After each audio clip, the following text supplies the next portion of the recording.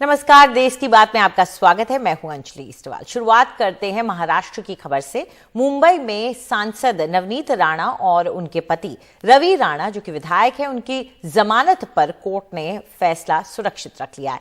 अब जमानत पर फैसला सोमवार को किया जाएगा। नवनीत राणा अमरावती से निर्दलीय सांसद हैं और मुंबई में हनुमान चालीसा पढ़ने की बात जो उन्होंने कही थी कि वो मुख्यमंत्री के निवास के बाहर जाकर मातोश्री में जाकर पढ़ेंगी और हनुमान चालीसा, और इसके बाद ये मामला बढ़ा था। इस पर ज्यादा जानकारी के लिए आइए सीधा रुख करते हैं हमारे सहयोगी सुनील सिंह का।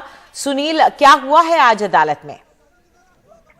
देखिए, अदालत में आज दोनों की जमानत अर्जी पर तकरीबन 2.5 घंटे बहस चली है, जिसमें कि पक्ष और विपक्ष दोनों ने अपनी अपनी दलीलें दी। और जो दलीलें थी वो केंद्रित थी धारा 153A, यानी कि दो धर्मों के बीच तनाव पैदा करने के लिए, समाज में तनाव पैदा करना, और दूसरा 124A, यानी कि राजद्रोह का जो मामला सेडिशन का लगाया है उसके इर्द गिर्द ही पूरी बहस घूमी।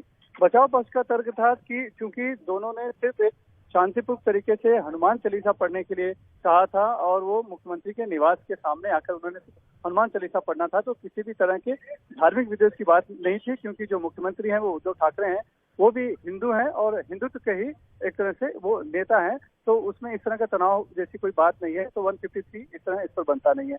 दूसरी रही बात सेडिशन की 124A की, तो वो भी इसलिए नहीं बनता है क्योंकि वहाँ सिर्फ जाकर निवास पर सिर्फ हनुमान चालीसा पढ़ने की बात थी। किसी भी तरह के हमले की, हिंसा पैदा करने की, इस तरह की कोई बात उसमें नहीं थी। और जहां तक बात होती है कि उन्होंने व्यक्तिगत तौर पर उद्धव ठाकरे को चुनौती दी थी, तो ये बात जो है कि उद्धव ठाकरे कोई भले मुख्यमंत्री हैं, लेकिन वो सरकार अपने आप में पूरे नहीं है, क्योंकि राज्य में 3 दलों की सरकार है।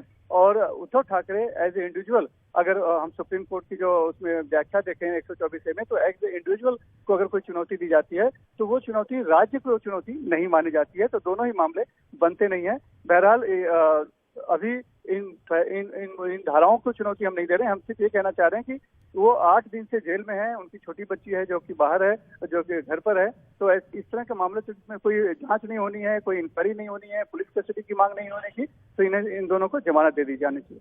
वहीं सरकार की तरफ से दलील दी गई कि दोनों ही मामले जो इन पर लगाए गए हैं गंभीर हैं। दूसरे, इनके आपराधिक इनका रिकॉर्ड रहा है। रवि राणा के खिलाफ 17 मामले दर्ज हैं, नवनीत राणा के खिलाफ 6 मामले दर्ज हैं, और इन्होंने भले ही किसी दूसरे धर्म में विशेष की बात नहीं की, लेकिन मुख्यमंत्री के घर के सामने आकर जबरदस्ती हनुमान चालीसा पढ़ने की बात कही। हनुमान चालीसा किसी को पढ़ना है तो वो अपने घर पर पढ़ सकते हैं, मंदिर में जाके पढ़ सकते हैं, लेकिन किसी की मर्जी के बिना किसी के घर के सामने या घर पर आकर नहीं पढ़ सकते हैं। तो एक तरह से इन्होंने चुनौती दी और चुनौती की वजह से शिवसैनिक नाराज हुए और जिसकी वजह से कानून व्यवस्था बिगड़ सकती थी। और साथ ही इन्होंने चुनौती दी थी एक तरह से जो हिंदुत्व का कार्ड इस समय राजनीतिक तौर पर खेला जा रहा है देश में, तो ये जो है एक मकसद था, कोशिश थी, साजिश थी कि शिवसेना को कहीं ना कहीं अस्थिर करने की और शिवसेना के जरिए राज्य सरकार को अस्थिर करने की, क्योंकि अगर उद्धव ठाकरे हिंदुत्व के एक नेता रहे, हिंदुत्व वाली पार्टी के विचारधारा के, और अगर इस तरह की बात का वो विरोध करते हैं हनुमान चालीसा का, तो स्वाभाविक तौर पर कहीं न कहीं उनके खिलाफ एक मामला उठाने की मामला बनाने की बात थी। इसलिए ये 124 ही बनता है। ये दोनों बातें रखी गई। बहरहाल अदालत ने सोमवार के लिए फैसला सुरक्षित रख दिया। जी सुनील, इस पूरी जानकारी के लिए शुक्रिया आपका। और वहां पर वकील इस पूरे मुद्दे पर क्या कह रहे हैं, आइए एक बार सुन लेते हैं। सब बातें कोर्ट के सामने प्रॉपर मटेरियल के साथ रखी गई और हमने कन्विंस करने की कोशिश की है कि इनकी केस जो है वो बेल की नहीं है। ये अगर बाहर आ गए तो जो परिस्थितियां और बिगड़ सकती है। हमारा कहना ये था कि ये जो आरोपी है ये हनुमान चालीसा के आड़ा इनकी जो कोशिश है वो सरकार गिराने के लिए मदद करना, कानून और सुव्यवस्था को चैलेंज देके। और अब रुक करते हैं दूसरी बड़ी खबर का। पंजाब के पटियाला में शुक्रवार को हुई हिंसा के बाद शनिवार को शांति रही है। इस मामले को हैंडल करने में पुलिस ने जिस तरह की ढिलाई बरती, उससे मुख्यमंत्री भगवंत मान नाराजगी जताते हुए उन्होंने आज कदम उठाया और आईजी, एसएसपी और एसपी सबको हटा दिया। पंजाब के पटियाला में शनिवार को शांति रही। काली माता मंदिर की तरफ जाती चंद सड़कों पर पुलिस ने कुछ पाबंदी लगाई, लेकिन इसके अलावा बाकी शहर सामान्य रहा। हालांकि एहतियातन शाम 6 बजे तक के लिए इंटरनेट जरूर बंद किया गया। Situation is under control. हाँ, थोड़ी सी टेंशन है जो हम रिजॉल्व करने की कोशिश कर रहे हैं, but situation is under control and हम लोग कॉन्स्टेंटली मॉनिटर कर रहे हैं। एंड मेरी ये रिक्वेस्ट सबसे रहेगी कि प्लीज मेंटेन काम। कल काफी चीजें हमने अफवाहों की वजह से देखा जो हुई, रूमर मॉन्गरिंग जो लोगों ने बिलीव की उसकी वजह से हुई। सो इसीलिए आज पटियाला में 9:30 बजे से लेके 6 बजे तक कोई curfew has been lifted at 6 AM today, लेकिन 9:30 बजे से लेके 6 PM तक शाम तक there is going to be suspension of internet services. Police की कार्रवाई जो है जारी है, रेड्स कंडक्ट हो चुकी हैं। We will ensure action is taken. इस मामले में पुलिस ने शुक्रवार रात को ही स्थानीय शिवसेना नेता हरीश सिंगला को गिरफ्तार कर लिया था, लेकिन इस मामले में पुलिस ने जिस तरह की ढिलाई बरती उसके चलते मुख्यमंत्री भगवंत मान डीजीपी से बेहद नाराज बताए गए। मुख्यमंत्री के निर्देश पर पटियाला रेंज के आईजी, पटियाला के एसएसपी और एसपी को हटा दिया गया। एनडीटीवी से बातचीत में मुख्यमंत्री भगवंत मान ने दावा किया कि ये सांप्रदायिक नहीं राजनीतिक संघर्ष था जिसमें राजनीतिक पार्टियों के लोग शामिल थे। वो सॉल्व हो गया है। कुछ शिवसेना के लोग थे, पॉलिटिकल पार्टी, और कुछ बीजेपी के लोग थे। उनका डिस्ट्रिक्ट हेड, उनका यूथ का हेड, उनका जनरल सेक्रेटरी पटियाला का। दूसरी तरफ श्रोमणी अकाली दल अमृतसर के थे, श्रोमणी अकाली दल के थे। तो मतलब दो पॉलिटिकल पार्टियों के वर्करों का क्लैश था। इसको फिरकों का क्लैश नहीं बनना चाहिए, मानना चाहिए। दरअसल शुक्रवार को पटियाला में अचानक तनाव तब पैदा हो गया जब खालिस्तान मुर्दाबाद मंच का विरोध करने के लिए सिख संगठनों के लोग सड़कों पर आ गए, जबकि दोनों ही पक्षों के पास किसी तरह की कोई अनुमति नहीं थी। दोनों आमने सामने आ गए, दोनों ने एक दूसरे पर पथराव किया और तलवारें लहराई। काली माता मंदिर के पास पुलिस को हालात पर काबू पाने के लिए हवा में फायरिंग करनी पड़ी और शांति स्थापित करने के लिए शनिवार सुबह 6 बजे तक के लिए कर्फ्यू लगा दिया गया। Sharad Sharma, NDTV India. उधर पटियाला में हुई इस हिंसा पर हमारे सहयोगी सुनील प्रभु ने बात की पंजाब के मुख्यमंत्री भगवंत मान से। उन्होंने कहा कि इस मामले को सुलझा लिया गया है। देखिए ये पूरी बातचीत। जो इशू है क्या वो सॉल्व हो गया है। कुछ शिवसेना के लोग थे, पॉलिटिकल पार्टी, और कुछ बीजेपी के लोग थे। उनका डिस्ट्रिक्ट हेड, उनका यूथ का हेड, उनका जनरल सेक्रेटरी पटियाला का। दूसरी तरफ श्रोमणी अकाली दल अमृतसर के थे, श्रोमणी अकाली दल के थे। तो मतलब दो पॉलिटिकल पार्टियों के वर्करों का क्लैश था। इसको फिरकों का क्लैश नहीं बनना चाहिए, मानना चाहिए। और बिल्कुल ठीक हो गया। लोग जो हैं आपस में बहुत प्यार से और भाईचारे से रहते हैं पंजाब के लोग। आज भी सुबह सिख भाईचारे के लोग मंदिर में गए, मंदिर वाले गुरुद्वारा साहब में माथा टेके। पंजाब में ऐसी पोलराइजेशन नहीं चलेगी, ऐसी घटिया राजनीति इनकी नहीं चलेगी। हमने पुलिस के आला अधिकारियों पर एक्शन लिया है। वहाँ का जो पुलिस आईजी, एसएसपी, एसपी और डीएसपी सबको हमने ट्रांसफर कर दिया और बिल्कुल पटियाला में अब ठीक ठाक है सब। And you will not tolerate any of this. देखो, लॉ एंड ऑर्डर पे कोई समझौता नहीं। भले ही किसी की नौकरी जाए, किसी का रिकॉर्ड खराब हो, ये व्हाटएवर, लेकिन लॉ एंड ऑर्डर पे आम आदमी पार्टी की सरकार पंजाब की कोई समझौता नहीं करेगी, क्योंकि हमारी सोशल बॉन्डिंग बहुत ज़्यादा मजबूत है। इसलिए हम इस भाईचारे की सोशल बॉन्डिंग, आपस भाईचारा नहीं तोड़ने देंगे, क्योंकि बॉर्डर स्टेट है। इसलिए कोशिश करते रहते हैं नफरत फैलाने की, लेकिन पंजाब के लोग जो हैं वो हॉस्पिटैलिटी के लिए और प्यार मोहब्बत के लिए माने गए। सर एक लास्ट क्वेश्चन, कुछ लोग बोल रहे हैं कि आप दिल्ली में हैं, आप पटियाला क्यों नहीं? मैं आज सुबह आया हूँ। ये प्रधानमंत्री जी की मीटिंग थी और मैं काउंसिल में मैं जो है इन टच हूँ अपना डीजीपी से। आज ही बदले हैं जो पुलिस वाले कमिश्नर जो वगैरह, तो एक मिनट की खबर है मेरे पास और चले जाएंगे कल। और अब रुक करते हैं बिहार का। मुख्यमंत्री नीतीश कुमार और उनके मंत्रिमंडल में भाजपा के सहयोगी धार्मिक स्थलों से लाउडस्पीकर हटाने पर एक राय नहीं रखते हैं। नीतीश ने शनिवार को लाउडस्पीकर हटाने की मांग पर कहा कि ये सब बेकार चीजें हैं। नीतीश ने कहा कि हम लोग किसी भी धर्म में कभी हस्तक्षेप नहीं करते और सबको अपना अधिकार है। शनिवार को बिहार के मुख्यमंत्री नीतीश कुमार राज्य के पहले ग्रीनफील्ड एथेनॉल प्लांट का उद्घाटन करने पूर्णिया गए, लेकिन लाउडस्पीकर के मसले पर जब पूछा गया तो उन्होंने अपने मन की बात अपने सहयोगियों समेत सबको सार्वजनिक रूप से सुना डाली। बिहार में भी मांग कर रहे हैं लोग कि लाउड स्पीकर होना चाहिए। अरे छोड़िए ना वो सब चीजें, एथेनॉल वाला बात, एथेनॉल का बात करिए, वो सब बेकार चीज है। अब बिहार में हम लोगों का जो व्यू है जानते नहीं है, हम लोग किसी भी धर्म के बीच में कोई हस्तक्षेप करते हैं कभी नहीं, सबको अपना अधिकार है, करते रहते हैं अपना काम।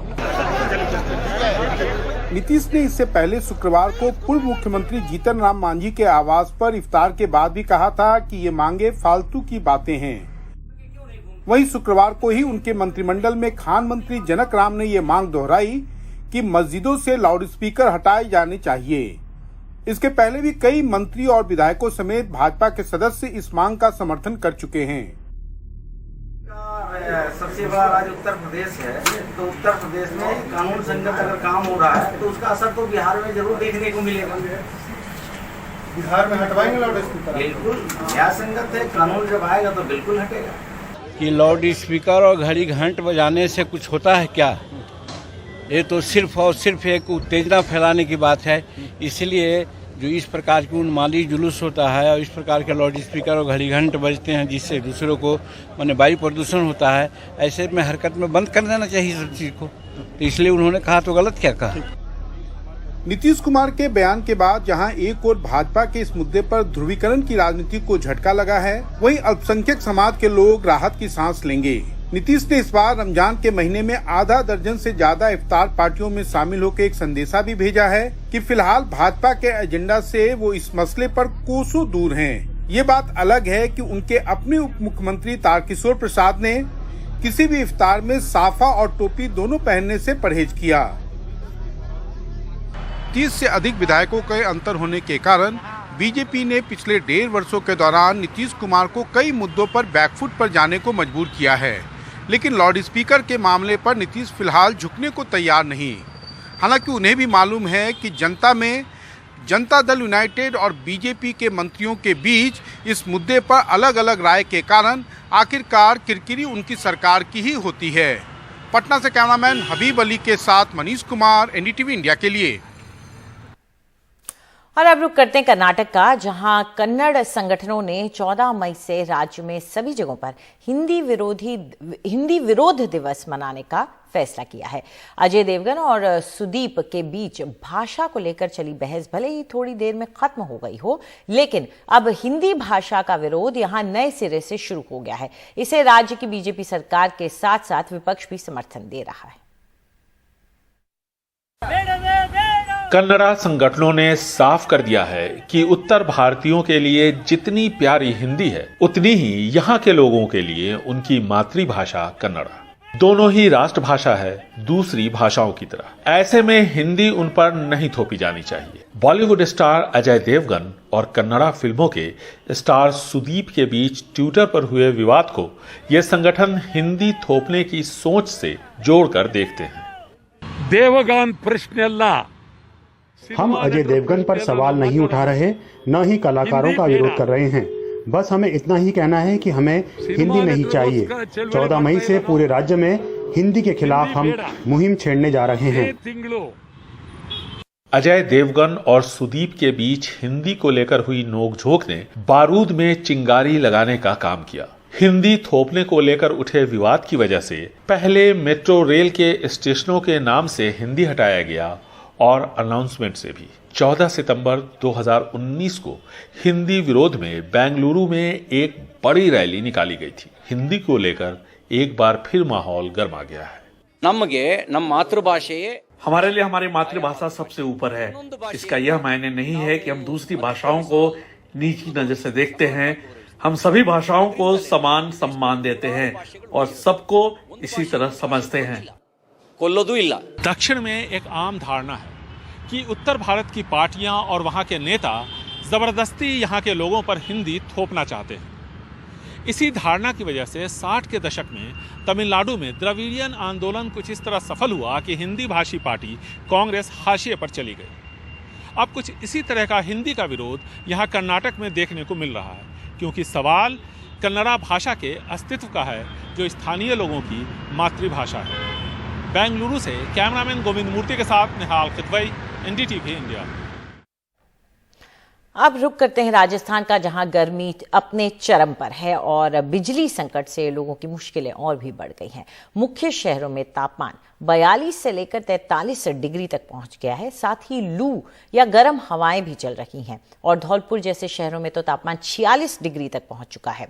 ऐसे में देश में कोयले की किल्लत की वजह से राजस्थान में भी बिजली का संकट गहरा गया है। पिछले साल के मुकाबले इस साल राजस्थान में 35% मांग बढ़ी है। नवल सिंह की आटा चक्की है भरतपुर के कामा कस्बे में। यहाँ बिजली कटौती 5 से 7 घंटे रहती है। सिंगल फेस भी आता है, घंटे 2 घंटे के लिए आता है, वो भी गायब है। हमारे कामा क्षेत्र में तो लाइट की बहुत ज्यादा से ज्यादा स्थिति खराब है। विनोद गन्ने का रस बेच के अपने परिवार का पालन पोषण करता है। गर्मी और बिजली गुल रहने के कारण बच्ची को भी वो अपने साथ रखता है। पेड़ की छांव में दुकान चलाते हैं और परिवार भी यहाँ पूरे दिन रहता है। पहले 2000 रुपये धंधा होता था, अभी 3000 रुपये धंधा हो रहा है। अभी कैसा है, मेरी बीवी भी इधर गन्ना छिलती है और बच्ची को साथ में रखना पड़ता है और लाइट नहीं होने की वजह से बच्चे को इधर लाना पड़ता है। गर्मी इस बार मार्च के महीने से ही शुरू हो गई और ऐसे में पानी का संकट भी जल्द ही गहराने लगा है। पश्चिमी राजस्थान की पाली जिले में ट्रेन से पानी की सप्लाई की जा रही है, लेकिन सबसे ज्यादा संकट है ग्रामीण इलाकों में, जहां पानी के स्रोत इस बार गर्मी के चलते जल्द ही सूख गए हैं। बांसवाड़ा में नदी और तालाब के जमीन में गड्ढा खोद के लोग पानी इकट्ठा कर रहे हैं। 10 दिन से हमारे मुंगाना में लाइटें बंद है। अगर लाइट आ भी जाती है तो वोल्टेज लो के लो आ रहा है। पूरे गांव में पानी की समस्या है, न तो लाइट की वजह से न कूलर, पानी की मोटरें, मशीन की मोटरें कुछ भी नहीं चल रहे। काम धंधे भी ठप हो गए। गर्मी तो है ही, साथ ही बिजली का संकट। गर्मी से परेशान लोगों के लिए ये दोहरी मार है। लाइटें आती है तो डीम आ रही है, बिल्कुल वोल्टेज कम आ रहा है और हम बहुत परेशान हो गए। बच्चे भी हमारे परेशान हो गए। पानी की समस्या है और बूढ़े जो व्यक्ति हैं जिनकी भी समस्या है, किसी को क्या अस्थमा की बीमारी है, उनकी जो मशीनें उठती नहीं है, चलती नहीं है और सभी हमारे मोहल्ले में बहुत औरतें बहुत परेशान हो गई है। पानी लेने के लिए 2 किलोमीटर से दूर से पानी लेकर आ रही है। शहरों और गांवों में बिजली का संकट गहरा रहा है। सरकार पावर एक्सचेंज से बिजली खरीदना चाहती है, लेकिन नहीं मिल रही है। पिछले साल के मुकाबले इस साल बिजली की मांग 35% बढ़ी है। ऐसे में उद्योगों को भी कहा गया है कि शाम 6 बजे से रात 10 बजे तक उद्योग बंद रखें, ताकि बिजली की बचत की जा सके। जयपुर से हर्षा कुमारी सिंह, एनडीटीवी इंडिया।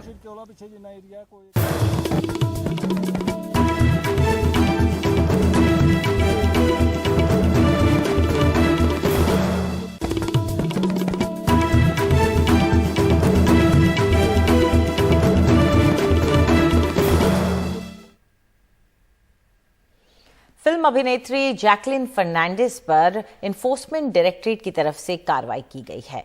दरअसल ईडी ने जैकलिन फर्नांडिस की संपत्ति जब्त कर ली है। करीब 7 करोड़ रुपए के गिफ्ट और संपत्ति जब्त करने की खबरें आ रही हैं। सुकेश चंद्रशेखर, जो कि एक कुख्यात ठग है और धोखाधड़ी का जिस पर आरोप है, उसने जैकलिन फर्नांडिस को ये सारे तोहफे के तौर पर दिए थे और इसके बाद वो तिहाड़ जेल में इस वक्त बंद है। उसके ऊपर कई आरोप लगे थे, जिसके बाद उस पर मुकदमे चल रहे हैं और इसी की जांच के दौरान जैकलिन फर्नांडिस से पूछताछ भी की गई थी और अब ये जब्ती की गई है। हमारे सहयोगी मुकेश सिंह सेंगर दे रहे हैं ज्यादा जानकारी। ईडी ने बॉलीवुड अभिनेत्री जैकलिन फर्नांडिस के 7 करोड़ 12 लाख के फिक्स डिपॉजिट को जब्त कर लिया है।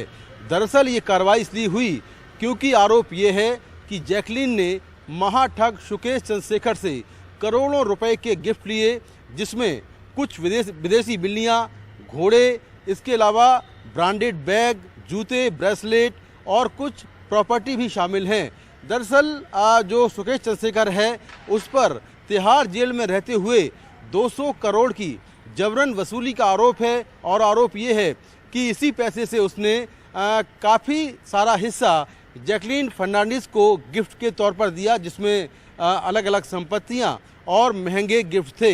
जैकलीन से ईडी ने पूछताछ भी की थी और पूछताछ में जैकलीन ने कहा था कि वो 2020 में सुकेश चंद्रशेखर के संपर्क में आई थी और तब सुकेश चंद्रशेखर ने खुद को शेखर वेला नाम का शख्स बताया था और कहा था कि वो सन टीवी का मालिक है और उसने दक्षिण भारतीय फिल्मों में काम करने का ऑफर भी दिया था। इसके बाद दोनों की दोस्ती हुई और इसके बाद सुकेश चंद्रशेखर ने जैकलीन को कई सारे गिफ्ट दिए और दोनों काफ़ी करीब आ गए। तो इस मामले को लेकर जो ईडी है वो जैकलीन से कई बार पूछताछ कर चुकी है। जो सुकेश चंद्रशेखर को लेकर ईडी ने मनी लॉन्ड्रिंग की चार्जशीट दायर की है, उसमें भी जैकलीन का नाम है, उनका स्टेटमेंट रिकॉर्ड किया गया है, उसका पूरा ब्यौरा है कि वो कब मिली, कैसे मिली। जैकलीन ने पूछताछ में कहा था कि काफ़ी सारा पैसा जो सुकेश चंद्रशेखर है उसने जैकलीन के परिवार के लोगों को भेजा है और बहुत सारे महंगे गिफ्ट भेजे हैं। तो उनके स्टेटमेंट को रिकॉर्ड किया गया था और इसके बाद ईडी ने अब ये कार्रवाई की है, जिसमें 7 करोड़ 12 लाख के जो फिक्स डिपॉजिट हैं वो ईडी ने जब्त कर लिए हैं। तो कुल मिलाकर जैकलीन से इस मामले में पूछताछ हो चुकी है और जो सुकेश चंद्रशेखर है उस पर आरोप यही था कि उसने तिहाड़ जेल में रहते हुए रैनबैक्सी के प्रमोटर के परिवार से 200 करोड़ रुपए की वसूली की और वो अलग अलग नंबरों से और फर्जी नामों से बात करता था। वो खुद को प्रधानमंत्री ऑफिस में एक बड़ा अधिकारी बताता था और इस तरह से उसने ठगी की और ठगी के पैसे से ही वो कई बॉलीवुड अभिनेत्रियों के संपर्क में आया और काफ़ी सारा ऑफर दिया। इसके बाद जो ईडी है उसने जैकलीन से कई बार पूछताछ की और इस तरह से इस पूरे मामले की जांच को आगे बढ़ाया। बिहार के भागलपुर खगड़िया के बीच गंगा नदी पर बन रहा एक 4 लेन का पुल ढह गया है। बारिश आंधी पुल नहीं झेल पाया और शुक्रवार देर रात स्ट्रक्चर नदी में जाकर गिर गया। 3 पिलर्स के 36 स्लैब यानी कि 100 फीट लंबा हिस्सा ढह गया। राहत की बात यह रही कि हादसा रात में हुआ और वहां कोई मजदूर काम पर नहीं था, इस वजह से किसी की जान नहीं गई। ये पुल साल 2015 से बन रहा है।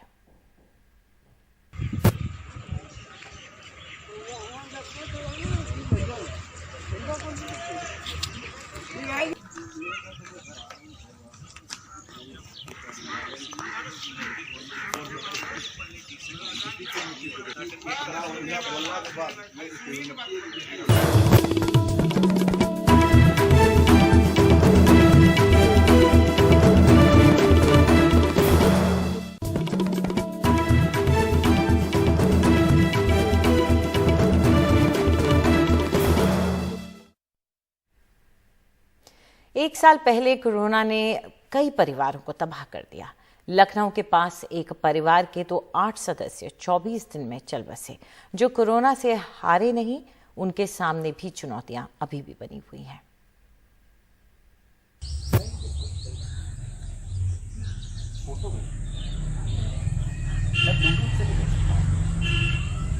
ले लीजिए मेरा नाम, आप मुझे बता दीजिए। नहीं कोई बात, आप बस मुझे ये बता दीजिए। डराने वाला सन्नाटा गांव के उस घर में जो हमेशा लोगों से चहचहाता रहता था। लखनऊ के पास इस घर के 8 लोग 24 दिनों में चल बसे, हर 3 दिन में एक। ये कोरोना की दूसरी लहर की बात है।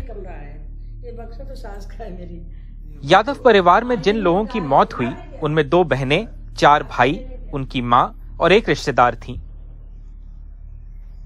कुछ लोग एक प्राइवेट अस्पताल में ऑक्सीजन के लिए लड़ते हुए मरे तो कुछ घर पर। इसमें कौन वाले भैया रहते? निरंकार भैया। सीमा सिंह यादव के 45 साल के किसान पति निरंकार सिंह की मौत अस्पताल में हुई। उनका पूरा साल सदमे में ही बीता है। 1 साल बाद उनकी सबसे बड़ी चिंता उनके 19 और 21 साल के बेटों की पढ़ाई लिखाई की है। उनका बड़ा बेटा हैदराबाद में फैशन डिजाइन का छात्र है। छोटे बेटे ने इस साल 12वीं का इम्तिहान दिया है और खेती बाड़ी के काम में उनकी मदद करता है। एक दिन काटने बहुत मुश्किल हो गई। हम लोग यही है कि बच्चों के सारे सोच लो जी रहे हैं हम लोग। इतना हम लोग भी बीमार पड़ गए थे, बच्चे हम लोगों को मुंह में खिलाया है। सोचो कि जबरदस्ती कि मम्मी अगर आप नहीं खाएंगे तो हम लोग क्या करेंगे। तो बच्चों के सहारे हम लोगों को जीना पड़ा है, सोच लीजिए सब।